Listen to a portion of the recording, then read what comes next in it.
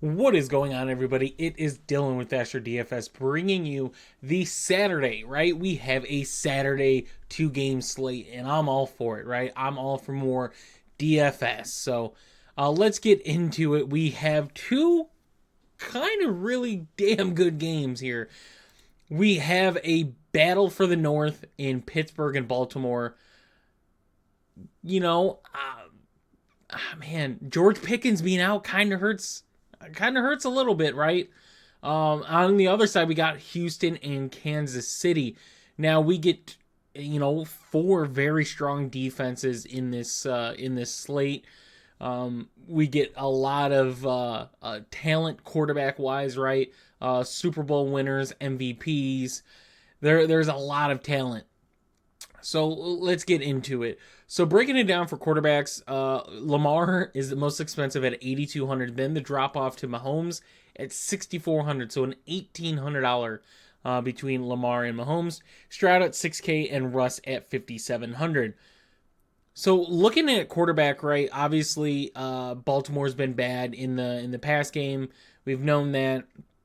Russ kind of stands out, but George Pickens is out. That's a huge blow for the Pittsburgh pass catchers, right? You're now talking about Calvin Austin, Van Jefferson, Mike Williams, those guys as the kind of top options and receiver wise. CJ Stroud has both Tank Dell and Nico Collins with him against Kansas City. I kind of think Kansas City's defense is kind of I don't want to say underperforming, but I don't think they're where they once were.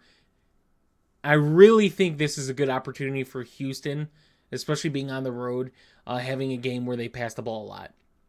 Mahomes, you're getting someone like Patrick Mahomes to where we're used to, 2 years ago, Mahomes being a 7,000 plus quarterback every week. Kelsey was up there in price. You're paying a lot, but it worked out. We're getting him at 6,400 on the slate at home. Now, granted, Mahomes' fantasy ceiling has been lower. We've seen it, right? We've only seen 2 games this season, 2 games against Carolina and against Tampa Bay. Only 2 games this entire season where he's gotten above 20 DraftKings points. So obviously his salary has been adjusted, but a huge positive that we just got news of is a receiver is returning to Kansas City, which we'll talk about soon. So who am I looking at quarterback? I'm kind of looking at the Houston-Kansas City game. I do think Baltimore-Pittsburgh, you can go back and look. 18-16, it was just field goals for field goals. This one is a very, very, very tough division game for both teams. And kind of the same thing for Houston-Kansas City, but that's more conference than division. Obviously, Patrick Mahomes got banged up, but he is good to go from everything we hear. Kansas City trying to lock in that number 1 spot, and if they win this one, I do believe they lock that in. At quarterback, I'm looking at Mahomes and Stroud is kind of the higher upside. Obviously, Russ, if George Pickens was there, would be better. Lamar, the whole Deontay Johnson situation, but Deontay Johnson really didn't play. Lamar just went off versus the Giants. This one where I think you're going to get a Pittsburgh team that's not going to push the pace too much passing-wise. Like, they're going to try to maintain it in the run. We've seen some slower games from Pittsburgh, and we don't see it from Baltimore as much, right? We see a lot of back-and-forth games, high-tempo Baltimore offense. I think we're going to get a slower game in that one, so I'm looking at Mahomes and Stroud. At 64 and 6K is my 2 top quarterbacks on the slate. Moving on to running back, this one is difficult. So I do, since I said it's slower, I do like Derrick Henry and Najee Harris at running back. Granted, you could see, right, the opponent ranking, go and look at numbers and stuff like that. These are all 4 defenses that play running backs really, really well. So I'm looking at Derrick Henry, Najee Harris, where I think those teams are going to run the ball a lot. They're going to use the running backs a lot. Other than that, Joe Mixon, right? So I like Isaiah Pacheco. I like, Kareem Hunt, but together, it's tough. So I like to target just the Pittsburgh Baltimore running backs in this one. Where Najee's 5,700, even Jalen Warren, you can say 5,200. You can go there, and I'm fine with that one. So that's kind of where I'm at for running back. As far as value, Justice Hill at 4,800, but you're not getting much, right? These are your three values: Warren, Hunt, and Hill. It's kind of looking like Warren or Hill for the top two values, but for guys I'm getting in, it's Henry and Harris. Obviously, if you want to get leveraging, go Mixon, but that is tough there. Moving on to kind of the top spot of where you're going to see a lot of big decisions is wide receiver. Obviously, I think Nico Collins and Tank Dillon are in amazing spots. Against Kansas City. So they're two top options for me. Other than that, Zay Flowers, I think, is in an amazing spot against Pittsburgh. I really like that matchup for him. Granted, I don't love the passing game. But, I mean, Zay Flowers just really, really has not been included a whole lot. Fantasy number-wise, they're spreading the ball. Andrews is being used.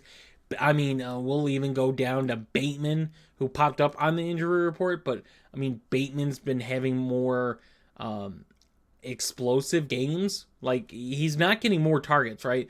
But he is getting touchdowns. So, Bateman's a name to throw out there, but I do like Zay Flowers. On the Kansas City side, I like Xavier Worthy at 5K. I think his matchup against Houston kind of favors him a little more than D-Hop. But we're getting all the way down here. Hollywood Brown is returning to the Chiefs. It will be his first game. I needed him for best ball this year, but it will be his first game as a Chief. So at 3K, we're getting Hollywood Brown. So Xavier Worthy, Hollywood Brown, kind of the top, the guys I'm looking at for Kansas City. And if you put Hollywood Brown in your lineups, just know there's a good chance he doesn't see a lot of snaps. Now, if I'm a team like Kansas City, this is kind of one of the games that I want to see what we get out of Hollywood Brown. Obviously, you don't want to go into the playoffs and then start to try to build a chemistry between Mahomes and Brown. But you do have DeAndre Hopkins, you have Xavier Worthy, you have Travis Kelce, so you have names there in that pass game. And if they do get a connection, Kansas City's going to be a scary team. So I do like Hollywood Brown and Xavier Worthy. I will mention I don't love I don't love the matchup for it, but Xavier Hutchinson down here at 3K. Robert Woods, both 3K. Like, these are two guys to kind of punt on in tournaments. I'm not looking at them in if you are playing cash or head-to-heads. Not really looking at it, but if you're playing 150s, I wouldn't mind getting some type of exposure. Granted, if it is Hutchinson, which I imagine it will be in the slot a little more, he will be seeing McDuffie, which is a very tough matchup. So I don't love it, but I do think there is a potential for one of those guys to get you 6 to 7 points in that. Granted, it's not much, but at 3K, it does its job. Now, for the Pittsburgh side, going to the wide receivers, they're all valued, right? 38, 37, and 33 for those receivers. This one's tough. I want to say Calvin Austin is the guy I'm looking at, but I'm not. I'm looking at Mike Williams at 3,700. Just has not been used since really getting acquired by Pittsburgh.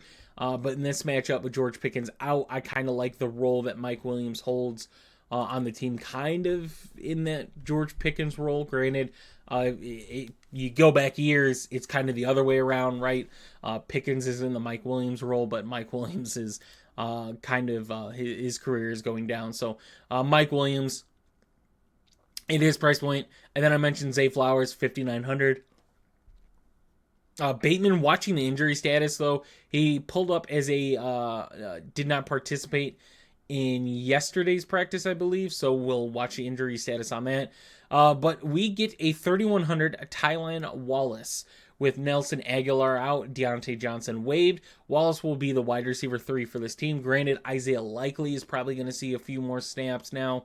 They're going to run 2 tight end sets against Pittsburgh. It's going to happen.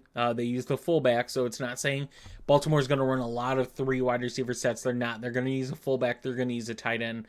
Obviously, you have to use one tight end, two tight end formation. So Tylan Wallace will see the field. He has a good matchup against Pittsburgh, so I like him at 3,100 as well. So that covers it for wide receivers. My top guys basically: Nico Collins, Zay Flowers, Xavier Worthy. For the values, Hollywood Brown at 3K, Mike Williams at 3,700 are kind of the guys there. Moving on to tight end, Pat Freiermuth and Dalton Schultz are kind of the two guys I'm looking at. Baltimore been very bad against tight ends. With George Pickens out, I think this leaves opportunity for Pat Freiermuth. And if you could see the last 4 weeks, he's seen an uptick from kind of where he saw in the entire season. And he is on a touchdown streak right now with Pickens being out. So at 3,900, Pat Freiermuth, I like that one. Granted, 3.4 against Baltimore in that one, but that was just a very, very bad game. And then Dalton Schultz just facing a defense that's played tight ends terribly this season. Granted, Dalton Schultz has been very disappointing to me. I loved him in best ball this year, and he's the guy that disappointed. I didn't really get him in a lot of redraft and stuff like that, but I liked getting him as a tight end 2 in best ball. So, yeah, Dalton Schultz has just has not gotten a lot of volume, and not saying that like the targets, right? We've seen games with 6-7 targets, but the way he's getting the volume is just not good, right? They're smaller passes, they're checkdowns. It's not stuff that's going to be explosive. And he only has 1 touchdown, which he got in week 13 against Jacksonville, and that was his only game above 10 DraftKings points. So it is a good matchup for him. I do think there is potential there at 3,400. And then, yeah, Isaiah Likely at 3,300 with the injury and injury to Nelson Aguilar. Watch Bateman's status. Deontay Johnson gone. We could see some more Isaiah Likely in this one. So that's kind of where I'm at for tight ends. Yeah, Kelsey is always up there. Mark Andrews. It's just a tough matchup for Baltimore tight ends, like actual tight ends. Kind of same thing for Travis Kelsey. And I mean, I don't know what's kind of going on. Like 13 targets for Travis Kelsey against Vegas, and he's only 7 for 68. But we're not seeing these games. We have not seen these games. So I don't know if it's because of the run game or what's going on, but we're not seeing any of those 20-point Travis Kelsey games. And then defenses. In my opinion, you can hate this. I think all 4 defenses are easily playable, right? You go back and look at week 11. Pittsburgh puts up 9 in that game against Baltimore. The Chiefs defense, last week against Cleveland, granted that's Jameis Winston, but last 4 weeks where you get some easy opponents, but still even against a team like the Chargers, they still get to the quarterback, get some turnovers. Texans, yeah, they're definitely a team that gets to the quarterback, as you could see. Big turnovers. Patrick Mahomes, I believe this is probably one of his higher seasons in interceptions. So Texans defense. And then the Ravens defense, like, it makes the most sense. They obviously get to the quarterback. Their secondary has been bad, but with George Pickens out, that's a huge blow. So, like, all 4 defenses make sense, right? They're all 4 really good defenses. So I don't have a favorite. I don't have one. You could say, hey, I need to save 800 and go Pittsburgh, or hey, I have 3,300 and go Baltimore. I get it. I don't have a preference. I think you just go with, you fill in everything else and then get defense. So hope you guys did enjoy the video. I will have a video going out tomorrow over the main slate. So if you guys are interested in that, check that out. I will see you guys in the next one.